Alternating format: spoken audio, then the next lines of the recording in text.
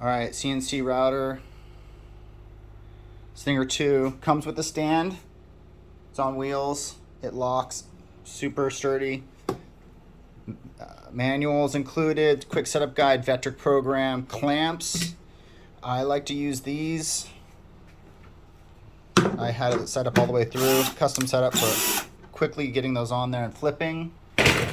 Tool path for the setup board is in there. Tool path for surfacing your spoiler board's in there. Does not come with a shot vac, but has everything set up here to keep it nice and clean. Comes with this for setting up your Z, or you can jog down to the spoiler board if you want, or the top of your material with a piece of paper. This will correlate with either this or your jogging. And on-off switch. Comes with the computer. All the programs will be on there for you. Comes with the desktop. You'll need these zeros, and you'll need the tools, which are all coming with it. These are acrylic, but you have your collar for your larger